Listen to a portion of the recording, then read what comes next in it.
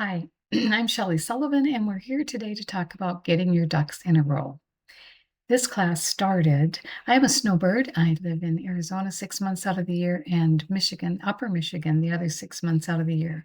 When I live in Arizona, we have actually a computer lab in our complex. And every Saturday morning, people come in and they bring in problems and stuff they need answers to. And then we help them out. So one Saturday, a gentleman came in. He had a laptop under his arm. He set it on the table, and he said his wife had just passed away, and he had no clue what to do. He said he knows he has money, but he's not sure where it is, and he's not sure how to get to it. And he knows he has bills, but he's not sure what the bills are or how to get to them because his wife had handled everything. I was really devastated by this. It was really, and later on, when I was thinking about it after I got home, I realized that would be my husband. He wouldn't have a clue. And so it really got me thinking that I'm really doing a disservice to people that I love and people that love me by not leaving something, an instruction for them. So that's how this started.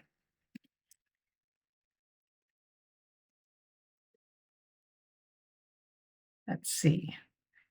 Technical. There we go. So people were sending me all of these duck jokes. My ducks are absolutely not in a row. I don't even know where some of them are, and I'm pretty sure one of them is a pigeon. I get these a lot, and they're always really funny.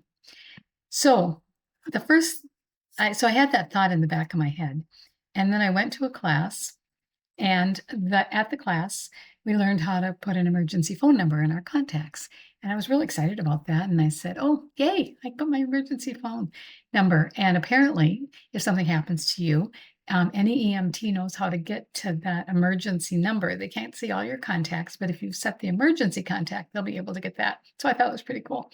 So I called my son for a couple of reasons: to let him know that he was my emergency contact, and then to also let him know how smart his mother was, because I knew how to do that, to put an emergency contact in, and he didn't do it. So I was pretty proud of myself. So I called him and I said, "Jim, I made you my emergency contact." And he said, "No." And I said, "No, I really did. I know how to do it. I'm pretty smart. I mean, I got it. Yay, me." And he said, "No." And I said, "No, yes, you're my emergency contact. So if something happens to me, you will, they will call you." And he said, "No." I said, "Jimmer, this is why people have children. This is why the generation has another generation, because they have to take care of them. And I took care of my dad, and you're going to take care of me. And your little girl is going to take care of you. So this is the way life works." So he said, "Clearly, mother, you are not going to take no for an answer here." Yeah. So he said, I will be your emergency contact. He said, "But if you drop dead in Walmart in aisle 37 and they call me and I'm on a beach in Hawaii, just what do you think I'm going to do about that?" And I was thinking, "Oh, what are you going to do about that?" So he said, "I need a list. I need a list of things to do. If you give me a list, I will be your emergency contact." So then I put together with that other little problem I had of not telling anyone where anything is, I thought, okay, I will come up with a list. And that is how this class developed. I have taught it to over 600 people. I made one YouTube video in 2020 during COVID, and I'm making another one with updates. So a lot of people have had it. I think there's a percentage of people that don't do what I tell them to do, but it's in their head, and hopefully they'll get to it someday. I also want to mention one of my students in Arizona came back, and she had her Apple Watch, and she had set her emergency contact on her iPhone. And she said what happened was she was about 40 miles away from home, and they had a rather serious car accident. And as soon as that crash happened, her Apple Watch dialed 911, and they sent a text from her phone to her emergency contact number, which was her daughter. And this is what the text said. It said, "Crash detected, SOS. I called emergency services from this approximate location after Apple Watch detected a crash. you are receiving this message because I have listed you as an emergency contact." She was able to hit on that Google map, and she knew right where her mother was. Then, when the ambulance came and picked up her mother, they sent an update that said, "We're headed to this hospital, and this is our approximate arrival time." So we can be all upset about location services and them being able to find us wherever we are, but there are times when you really hope someone will be able to find you wherever you are. So, consider that, and this now is, it's gonna be available on Apple phones also in one of the, upcoming updates that Apple phone does, and I believe that the Android is, if they don't have it right now, it'll be right around the corner too. So this will be something that you'll have to do, is put that emergency phone number. It's really easy to do. Okay, now don't let this step be the step that stops you. Decide, like, right now, what would be easiest for you to put this all together. You can write this out on note cards. You can put a new topic on each note card, and when you go through it next year, you can pull it out and update it. It'd be really easy. If you are a little bit more of a computer nerd and you have an account on the cloud, whether it be Google or iCloud or OneDrive or um, Dropbox or whatever you have, there is a vault in most of those that's very secure that you could type something out and store it in that personal vault and then give the password to your loved ones. You can type it out in a document. You can write it out in a document. Just write it down somewhere. You can put it on a flash drive and then send the flash drive to them. Or you can send it in email, which is the least secure of all the things we're going to tell you. And you're going to have passwords in there. So, not what I would highly recommend, but you could send part of it in an email that they could save so that they would at least have their beginning instructions. Okay, so think of how you're going to put it together, because here we go. Make a list, first of all, of any personal information you can think of. Your name, your maiden name, your email, your phone, your social security number, your driver's license number, the date and state of place of birth, your marriage, your parents, anything that you think you have in your head that you know nobody else has in their head. So that's the first page. Easy to do. Now, I notice I have a green check on this this little part of it, and on your handout, and I do have a handout that I'll put attached, or you can always email me, and I will be able to send you a copy of that. It's got a little check right in front of what it is that you have to do.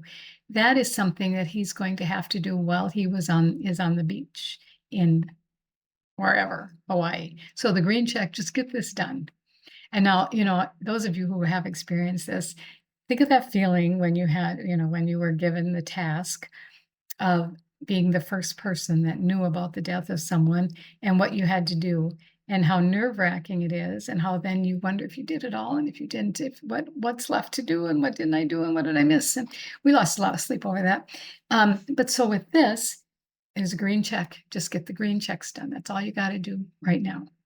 So we are actually donating our body to science. And if we're in Michigan, Arizona, or Minnesota, I'm giving Jim the numbers of who he has to call. If we're in another state, he's going to be cremated. He knows how to Google, so just Google a crematorium and take care of it.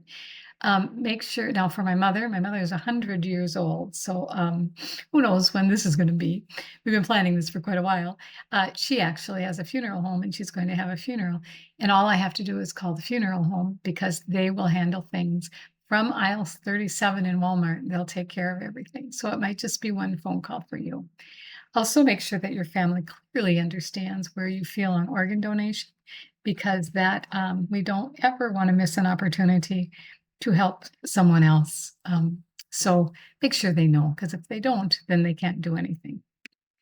Phone calls. Okay, so I want Jim to call all of my brothers and sisters and all of my husband's brothers and sisters. That's the phone calls he has to make. He does not have these numbers in his cell phone. He does not call all of his aunts and uncles. And unless you give him those numbers, We all have that one relative, that one time that wasn't even notified when somebody died. And well, of course, why should they go to the funeral? Didn't even bother to tell. And their feelings are hurt for the rest of their lives, and you're going to hear about it when they get to heaven. So, to avoid that whole trauma drama, give him the phone numbers. He doesn't have to make all these calls. I said, if you call the top one and you say, "Hey, will you call Ken and Mary and Kate?" and then you're done with it because that person would probably have their numbers. And also on my family, I listed the oldest child of my sister. If they can't get a hold of them, then call the oldest child, but make sure that you get someone that you know is going to notify everybody. So it's not on you. Additional notification. Now on Facebook, actually, if he tags me on Facebook and lists it, it would be in there, but I'm not putting Jim in charge of tagging Facebook. I put my daughter in charge of that. And the reason I put my daughter in charge of that, because Jim would say something like, she dropped dead in aisle 37 of Walmart. And that's all he would say. And my daughter, on the other hand, and I hope everyone has someone in their life that will do this, my daughter will put something like, my best friend for my whole entire life has gone on to a better place today, and she will be flowery and she will be, she'll do a good job on the Facebook tagging. So make sure as you assign these duties that you give people things that they are good at and not things that they're not very good at. I want, maybe you have a church that you want to notify.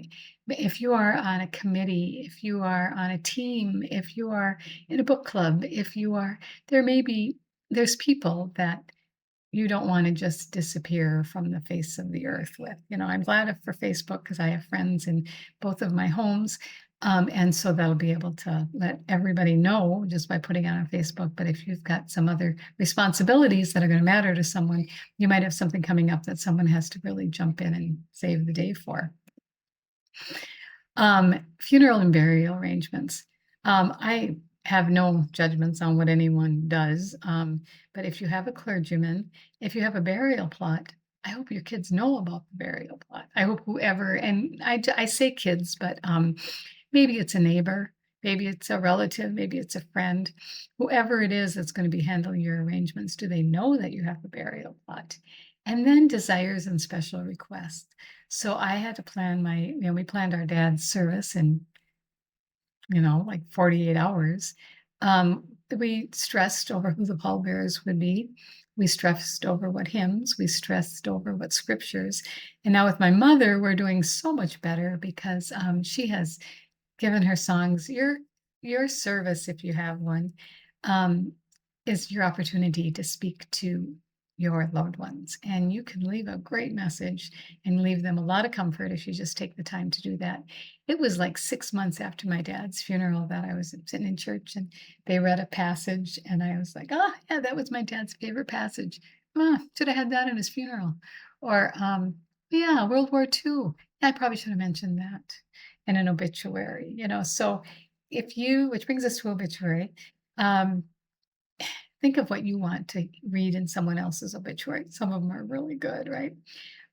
So I would recommend that you write your own just because you know your stuff. They want to know that you worked at the school or you worked at here, or they saw you at the bank, you worked at the bank or they want to know if that's the person. They just want to identify, do that. But the year you were born, your high school, the year you were married, the basic dates of your life, activities and achievements.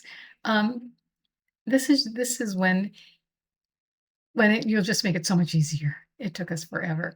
Oh, also notice that the little green check mark went away. It went away here after additional notifications. So now Jim can get back to the beach. And the rest of this stuff, it has to be done in the next day or so. So at least he can rest knowing he's done everything he is supposed to do and not be stressed over what's the rest of all this stuff going to be. So, obituary picture is another thing. I can see Jimmer, just see him. And they need an obituary picture, so he'll take his phone and he'll go, oh yeah, oh yeah. Oh, here's one. It'll be Christmas morning when I'm in my pajamas and haven't even done my hair, and it'll just be, and that's one he'll take because that was on the top of the list for his phone. Yeah. So with my mother now, often, not every time we get together, but when I'll take a picture of her and I'll say, "Oh, mother, this looks really good. I think we should use this as your obituary picture." And she says, "Oh, let me see." And she goes and looks, "Oh, I do like that one. Yeah, let's use that one." So it is very nice to know that your picture will be good. If you have a will, I'm not making any judgments. I've given this training to people in other countries, other states, and everything is a little bit different. So I'm not going to advise on anything. But if you have a will, make sure that you list the lawyer's name and the address and the location of the will and what everything that you have. Make sure that they know where it is so that they don't find the will when they go through all your boxes of junk and say, "Oh, she has a will. Let's see if we did what we were supposed to." A safety deposit box, it's the same thing. If you have one, the address, the box number, the keys, and please list the contents of the box.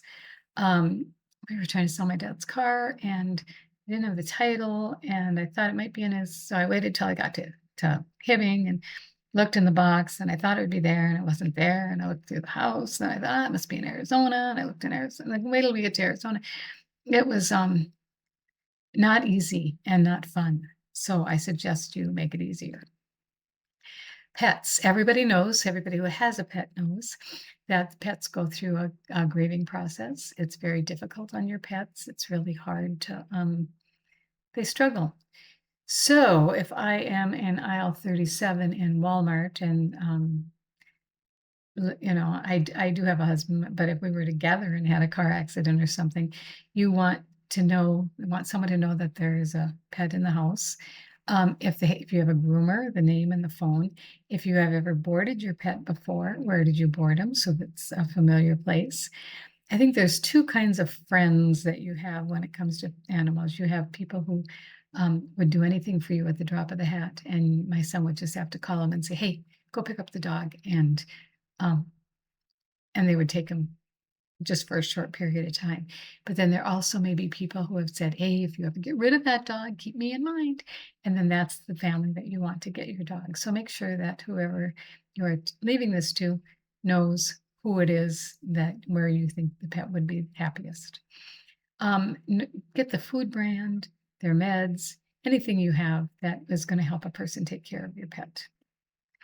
Investments, every investment you have, everything you have anywhere, the agent name, the company, the address, the phone number, the account numbers, the website, the password, everything that they have, stocks, bonds, securities, everything has to be listed. One to a card, one to a line on how they can, so they know where it is that your money is.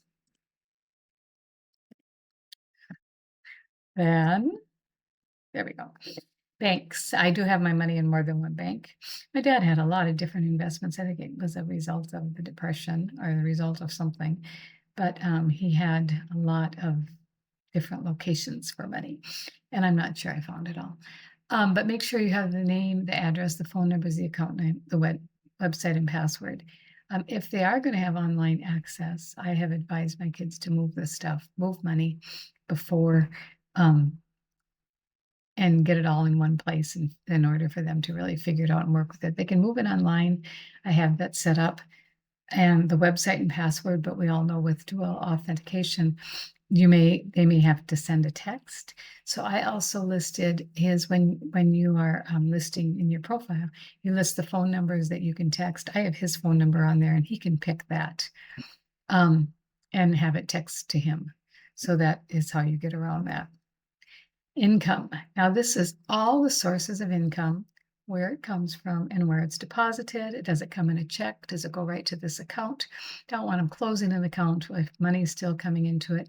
And then, so you have to list pensions, Social Security, any investments, any dividends, anything that you are getting, the amount, the company, the phone number. So where you call in order to let them know and see what arrangements are made. The funeral home usually does Social Security, but again, if you're just using a cremation service or something like that, that may be your kid's responsibility. So where they can reach all of this. Now, pensions, it's important that you have the phone number of who to talk to because especially your spouse may your spouse may get a may have set it up that they get a pension if something happens to you. And so you're gonna want to list all that there, to list about the amount of money that you are expecting you're supposed to receive when something happens to you. Okay? All your banking, all your auto payments. I pay 99 cents for the cloud, I probably always will, and I seem to be a master at, apps that I don't really use. But, my cell phone bill comes out, my it comes out of my Hulu account, my UPCO, utility bill in Upper Michigan, my, cable internet bill in Northern Michigan, Roku, any donations that you have, and I also have many because I have 2 homes, so I have to list both of them and what account they're coming out of because, like I said, I have more than one bank. Tax documents. Oh my gosh, my dad died in November, and I had to fill out taxes in January. What the that wasn't fun. Um, Now if I have a tax accountant, make sure they know who the tax accountant is because then, they're just filling it out like last year. Or if you have used TaxAct or TurboTax or some online tax, if they have your password and your username, they can get into that account. And then, it's all pre-populated and they kind of know what it is you did last year. And that sure would have been nice to have. If you don't have an accountant and if you haven't done it online, you've been doing them yourself all the time, handwritten, really, um, make sure that you have those income tax papers that they know where those are. That will make their life much easier just having their income tax papers. Credit cards. Oh my goodness, my mother loses her credit card, misplaces her credit card on a regular basis. So this was really, really nice to have. And if you haven't done it yet, it'll be very nice because it won't be long before you'll be leaving your credit card someplace too. So you list the credit card numbers with the expiration date, the phone, the website, password, and then the customer service number and all the information on the back of your card.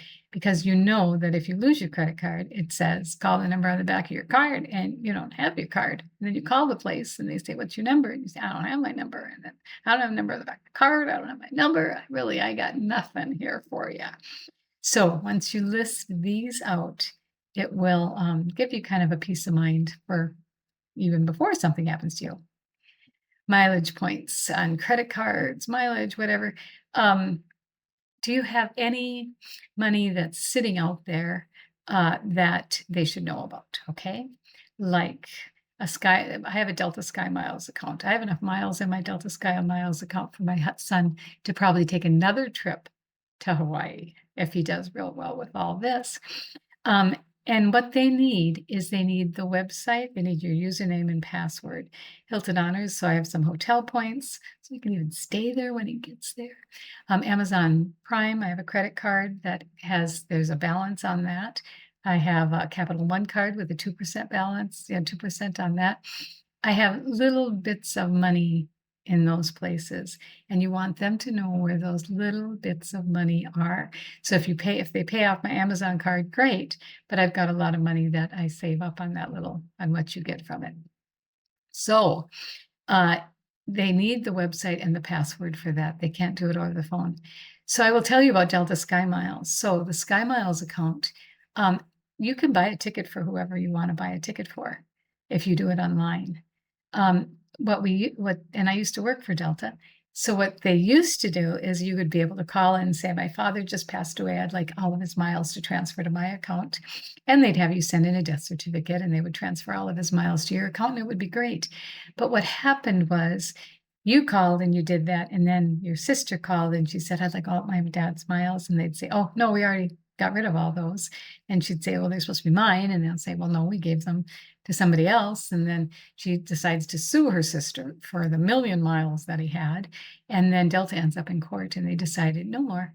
So if you call Delta and if you say that the person has passed away, then they close the account. And then that's it. Those miles are gone. Because really, the agreement is that your miles are gone if something happens to you. But the reality is someone else can use those miles if you have given them the password and the username. So take advantage of that and don't let those all those loyalty programs go away. Don't forget any other accounts you might have. I have a health savings account that, I'm sure my son would not know at all. Um, Silver Sneakers is very interesting. My program with Silver Sneakers gives me credit every time I go to Silver Sneakers. I have to register, Social Security numbers of my grandchildren, and I register them, and then, when they reach 18 and wanna go to college, there's a list of colleges they can attend using the money, and it's so much a month, and it really is quite high, and it really does add up quite high, that if they have to choose one of the schools, but there's a lot of schools on that list, and they're getting more every day, to encourage people to be healthy, and so I don't know what programs you have, but give some thought to what you might have that might be out there. Life insurance, of course, the name of insurance, phone number, everything that you need to know about your life insurance. Car insurance. The name of the insurance company, of course, because they want it so when my kids come and they come 300 miles, they might fly in and they wanna make sure that my car is insured. And so uh, they'll need to know all of this information to get online, and also make sure they have the title and the insurance certificate is in the, glove compartment, because 'cause they'll need a car when they get there, and if mine is sitting there and is insured, and if my insurance has expired, then they better know that too, because you wouldn't want them to get caught. Year and make of car with the VIN number, that's very, very helpful. It's also the titles. Do you have a boat? Do you have a four-wheeler? Do you have any other toys that you are licensed? Because you will need all of that information, the titles, and also the license plates. Now, my tabs and my Arizona card are good till January of 2026. They're due every 2 years. So now they would feel safe that the car is insured and the car has tabs that are good, so they can go ahead and drive it. Otherwise, they'd have to wait till they got there and try to find that information out, which would be hard. Your home and your property. If you have more than one property, then all of your properties. So, the address, the purchase date, where you bought it from. Do you have a mortgage? Where do you get your utilities? Where do you get your fuel oil? Where do you get your propane? What kind of heat do you have? What about the garbage and the water and the sewer and the internet? So my Jimmer is going to have to know that he has internet before he comes up, or he won't come up unless he knows that that internet is paid for and he can have internet once he gets here, because I don't think he could live 24 hours without internet. Also, if you need anything done, so my kids are unfamiliar with my friends, with my neighbors. They've never lived in this town, and so I have a great friend named Rodney. So this doesn't mean that Rodney has to do everything, but when they have a question, they should call Rodney, and Rodney will point them in the right direction. So I hope everybody has a Rodney in their life. Rodney hopes he wasn't in my life, but sometimes. Um, but that is very, very helpful that they have a place they can call. And then they'll know that they're getting, if they need a mechanic, if they need someone, they can check with Rodney. To sell. Now, if, they may, whatever they're going to do with your house, with my house, I don't care what they're going to do with it. But if they're going to sell it, then I have a realtor in mind that I would like them to use. In Arizona, we bought our house, from a realtor. And so she knows the house, she knows the market, she knows the area, she knows how much we paid for it, she knows what we've done with it. And so she would be the best person. I would prefer her over having them just Google somebody that's in the area that knows nothing about your house. So maybe you have a friend who sells real estate. Make sure they have that information. House maintenance. Have you ever had someone mow the lawn? Clean your house, any kind of maintenance that you're currently using that you would use. That's very, very helpful to them, because they're not going to know who to call. And if he can't get up here for a month or so, he can at least have the lawn mowed. He can at least have someone check on the house. And so give them that information. We're going to talk about health and Medicare and HIPAA. Bleh, HIPAA. Um, it is very difficult for people to find out about medical information these days. Those HIPAA laws are really strict. They can't share any information with anybody. Even dental, vision, health. If you have a broker, if you're over 65 on Medicare, what kind of other deal do you have, your Medicare numbers, your prescriptions, all of this. When you go to the doctor, you should request a HIPAA form and fill that out with anyone that could call and ask about how you're doing. So because if they are not approved, they will not talk to them. It was very, very sad. I had a foster daughter whose father passed away. Um, her her mother and father were living together. They were never married. I'm not making any judgments. I'm just telling you, figure it out. So he passed away. And so as a non-spouse, she did not have rights or access to anything, to none of his final medical stuff, to making medical decisions for him, to making funeral decisions for him, to do anything. And the daughter was under 18, so she also did not have any rights. They found a they found a kid that he had walked out on 20 some years ago, and they found him, and he had never met his dad, and he's the one that got everything. That there was nothing to have, but he was the one that they find another relative. And you just want to make sure that if you're in the hospital, the people that love you want to know how you're doing and want to have input on your care. And unless you filled out the HIPAA form allowing doctors to share the information with them, it'll just make their life a whole lot easier. So do that. So ask for that form, fill it out, and then ask how often you have to complete that form. Again, it might be an annual basis, but even the dentist, even, I mean, as you're getting older, your kids, even eye doctors, they may have to step in and help take care of. Doctors, so the doctor's name, the phone number, the hospital, the clinic, the living will. Living wills are a real bear to fill out. They're horrible, but you really need to make someone aware of what your decisions are, for your end of life decisions. It's not easy. It's really hard. And actually, I have three natural children, and one child that we have had custody of for a long time, but she's not an actual child, not blood. So, but I do want her to be able to get information on me. But when it comes to those end of life decisions, my daughter is my daughter would never ever let me go, and she would never be able to make a decision to let me go. Her personality would destroy her for a long time, or for many nights, or and it would be on her mind if she had to make that decision. So she's not making it.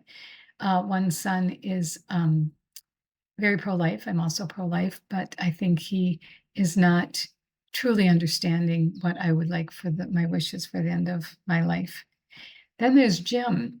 And Jim, I have to tell you, when Jim was in junior high, early high school, he had a dog that he had had his whole life. He had a dog. It was his best friend.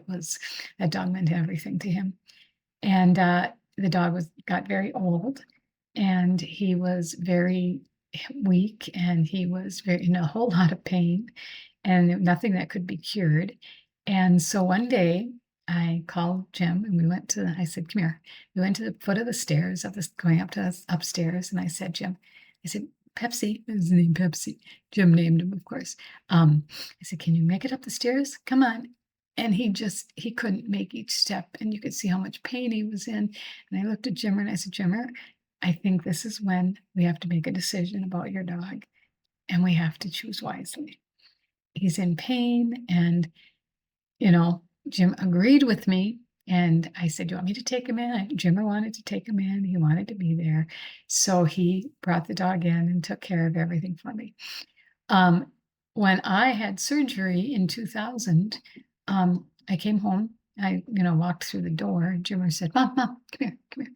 He took me to the base of the stairs going up to the second floor. And he said, can you make the stairs? That is someone that I think should be in charge of making the decision of when to pull the plug. Because I believe with all my heart, Jimmer is going to be able to pull the plug. And then he's going to look at his brother and sister, and he's going to say, let's go out for pizza. I've got Mom's credit card. And he's going to go out for pizza. And he'll know that he did what I wanted him to do. And that's what will make him get through it very easily. So give the decision to someone, and then let everybody know who has the decision. I've seen too many times where too many people are just not agreeing on what should happen. And it makes for hard feelings with siblings, with relatives. It just makes their life miserable. And you can avoid all that by putting Jim in charge. Medications. List all the medications you're taking, where you get them from, where you've ordered them from, who the doctor is that ordered that prescription. Don't make them go look through all your pills and figure out what you're taking and what you're not taking. I really think that you should consider starting a medical journal, no matter who you are, no matter how old you are. If you buy a notebook, if you list a date and the result of every doctor visit as you go on it. As you get older, I know I had my gallbladder out. I know the year I had cancer, that was a biggie. I know I had heart surgery. I know that year. I had my gallbladder out. I had my tonsils out. I have no clue, no clue when any of those other things happened. With my mother, who's 100, it's been very, very helpful because like she'll get carpal tunnel in her hand, and that she has 6 daughters, and so there might be one of the 6, any one of the 6 with them, but any of us can go to the medical journal. We can see what happened last time she had carpal tunnel, how long ago it was, what they did. She had a cortisone shot. When did she have that cortisone shot? It just makes life really, really easy for the people who are around you and for you, because we know pretty soon we're not going to remember very much.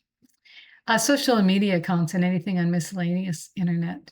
Now, Facebook, I don't know if I'm the only, I'm certainly not the only one, but my sister-in-law passed away, and so you'll get, oh, wish Marilyn a happy birthday, and and it's not good. You want to close that Facebook account, and you want to close some other accounts. Facebook actually has a memorialization aspect to it, that you can pick someone to be in charge of your account after you pass away. They can keep it up while they let everybody write wonderful things about you, and then they can print that out if they want. They can get pictures off of there and do whatever they want to your account, and then they can close it. When it's time to close it, it's time to close it. And so that at least take down the birthday notices. So you want to pick someone in that that can handle all of that. Valuable items.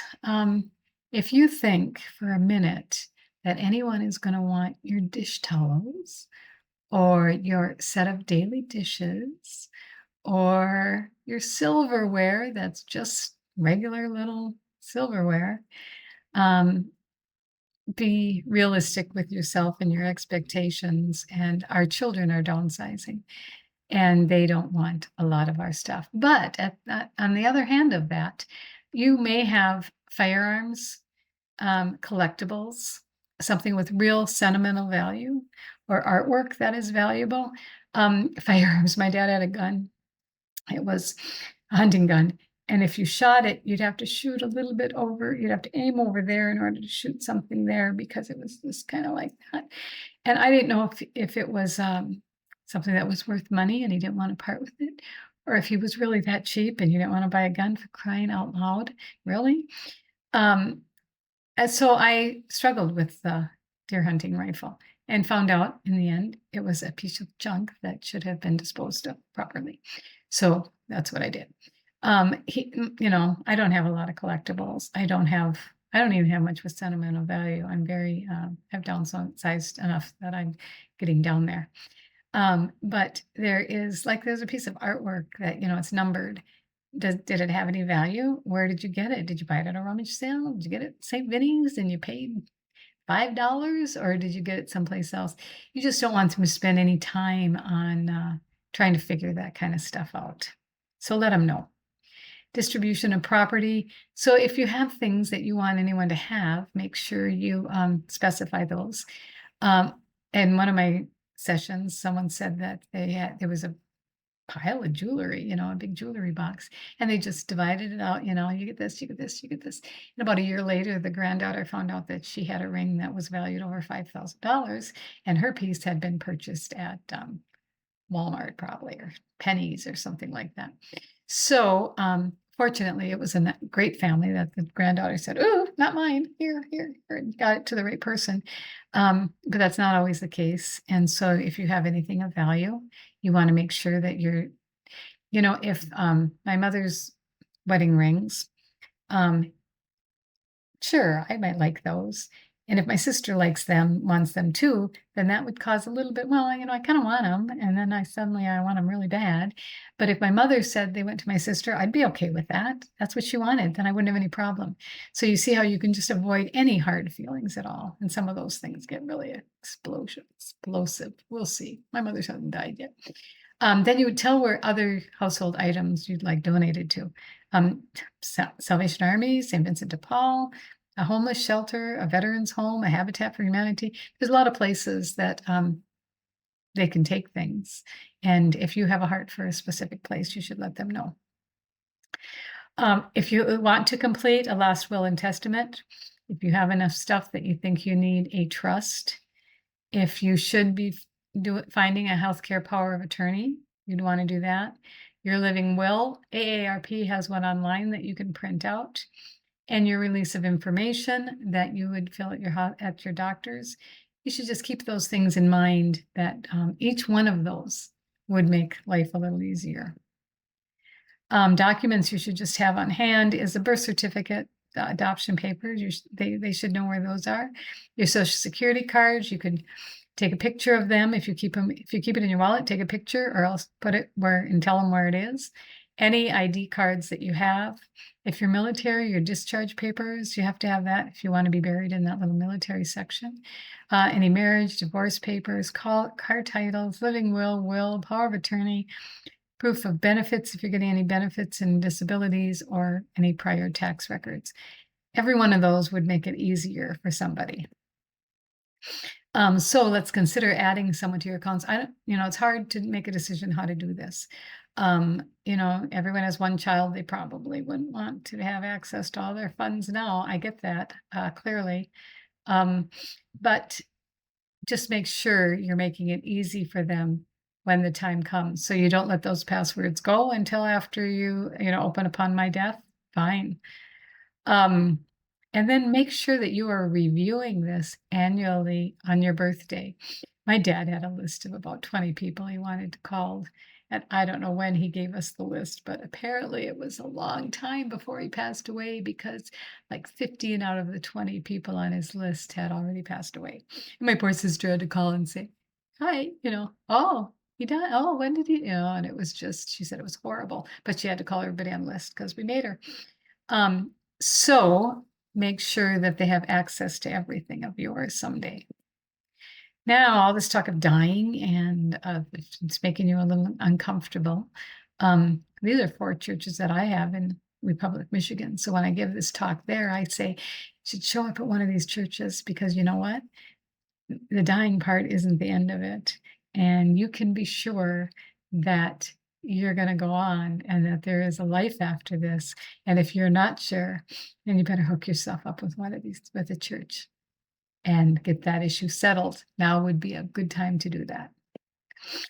We want emergency information. Keep your emergency information up to date and on your refrigerator, because if an ambulance or anything comes and picks you up at your house, they will look on your refrigerator for any information, and that you should always have up to date. This file of life is available at several emergency places across the United States, fire stations or whatever.